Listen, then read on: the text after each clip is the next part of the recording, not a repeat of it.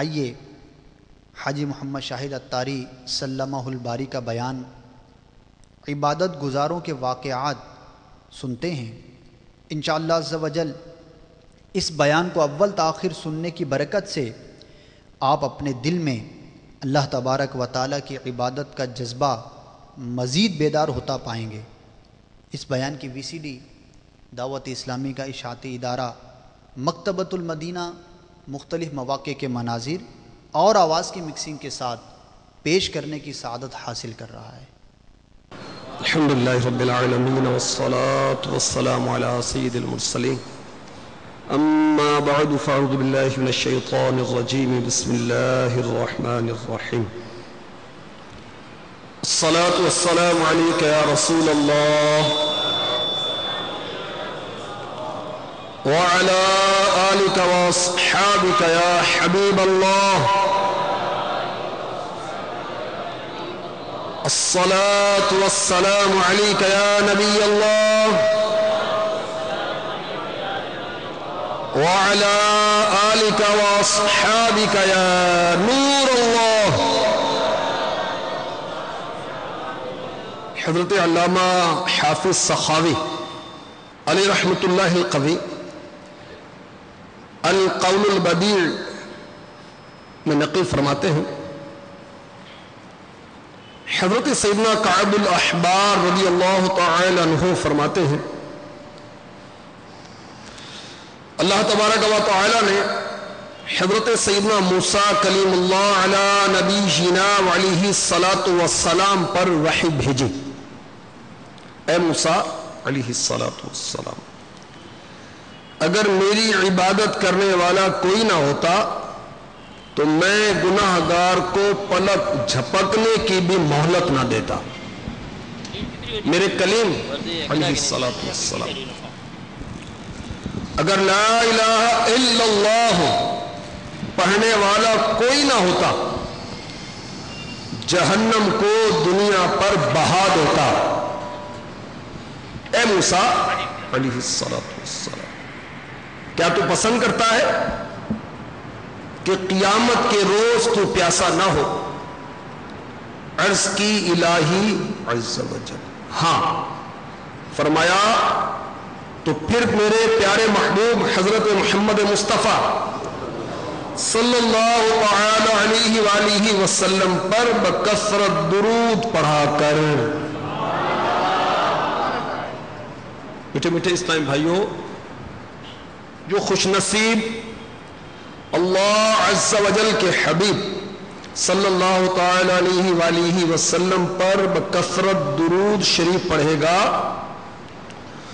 وہ انشاءاللہ عز و جل بروز قیامت پیاسا نہ ہوگا، کیونکہ ساقی کوثر مکہ مدینے کے تاجور، نبیوں کے سرور، رسولوں کے افسر، شاہ بحر و بر، نور کے پیکر، محبوب رب اکبر عز و جل و صلی اللہ تعالی علیہ وآلہ وسلم بنفس نفیس اپنے دست انور سے اسے آب کوثر سے سیراب فرمائیں گے۔ تسلی تو رکھو، سیراب بھی ہو جاؤ گے عطار، تسلی تو رکھو، سیراب بھی ہو جاؤ گے عطار، چھلکتا جام لے کر شاہ کوثر آنے والا ہے۔ صلو علی الحبیب صلی اللہ تعالی علی محمد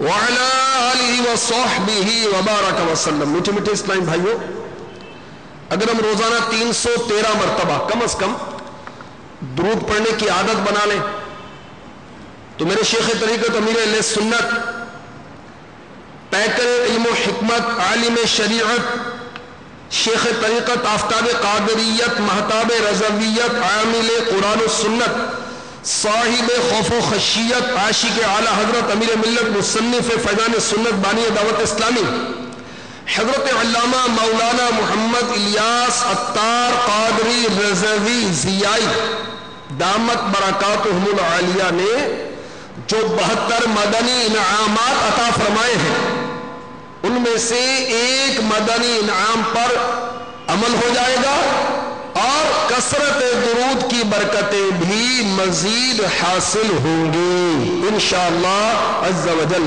صلو علی الحبیب صلی اللہ تعالی علی محمد وعلی آلہ وصحبہ وبارک وسلم. اللہ تبارک و تعالی نے ہمیں اس دنیا میں ایک مقررہ وقت کے لیے ایک خاص مقصد کے تحت بھیجا ہے. اس مقصد کا بیان پارہ 18 سورۃ المؤمنون آیت 115 میں ارشاد ہوتا ہے. افحسبتم انما خلقناکم عبثا وانکم الینا لا ترجعون. ترجمہ کنز الایمان. تو کیا یہ سمجھتے ہو کہ ہم نے تمہیں بیکار بنایا اور تمہیں ہماری طرف پھرنا نہیں؟ اب اس آیت کی تفسیر سنیے. اللہ تعالیٰ آپ کو اور مجھے قرآن پاک روزانہ پڑھنے کی توفیق عطا فرمائے. 3 آیات ترجمہ کے ساتھ، ترجمہ کنز الایمان کے ساتھ پڑھنا یہ امیر اہل سنت کے عطا کردہ مدنی انعامات میں سے. تو روز پڑھیں، ترجمے کے ساتھ پڑھیں، تفسیر کے ساتھ پڑھیں. خزائن العرفان میں قبلہ مفتی سید نعیم الدین مراد آبادی علیہ رحمۃ اللہ الہادی اس مقدس آیت کے تحت فرماتے ہیں تو کیا سمجھتے ہو؟ اور آخرت میں جزا کے لیے اٹھنا نہیں بلکہ تمہیں عبادت کے لیے پیدا کیا کہ تم پر عبادت لازم کریں اور آخرت میں تم ہماری طرف لوٹ کر آؤ تو تمہیں تمہارے اعمال کی جزا دیں. زندگی اور موت کی پیدائش کا سبب بیان کرتے ہوئے سورۃ الملک میں ارشاد ہوتا ہے الذی خلق الموت والحیاۃ لیبلوکم ایکم احسن عملا. ترجمہ کنز الایمان. وہ جس نے موت اور زندگی پیدا کی کہ تمہاری جانچ ہو تم میں کس کا کام زیادہ اچھا ہے. یعنی موت اور زندگی کو پیدا کرنے کا سبب یہ ہے کہ تمہاری جانچ ہو کہ دنیاوی زندگی میں کون زیادہ اطاعت والا ہے، کون زیادہ اخلاص والا ہے. پارہ 27 سورۃ الذاریات آیت 56 میں ارشاد ہوتا ہے وَمَا خَلَقْتُ الْجِنَّ وَالْإِنسَ إِلَّا لِيَعْبُدُونَ. ترجمہ کنز الایمان. میں نے جن اور آدمی اپنے ہی لیے بنائے کہ میری بندگی کرے. مجھے میٹھے اسلام بھائیوں، ان آیات سے معلوم ہوا اللہ تبارک و تعالی نے ہمیں بیکار نہیں بنایا. اللہ تبارک و تعالی نے ہمیں ہماری اطاعت اور ہماری اخلاص کی جانچ کے لیے پیدا کیا ہے. اللہ تبارک و تعالی نے ہمیں اپنی عبادت کے لیے پیدا کیا ہے. اللہ تبارک و تعالی نے ہمیں اپنی بندگی کے لیے بنایا ہے. زندگی آمد برائے بندگی، زندگی بے بندگی شرمندگی، شرمندگی شرمندگی. دنیا میں نظام حشر میں ہمارا مقصد حیات صرف اور صرف یہ ہے کہ ہم اپنے خالق و مالک جل جلالہ اور رزاق جل جلالہ کو پہچانے، اس کی اطاعت اور بندگی بجا لائیں.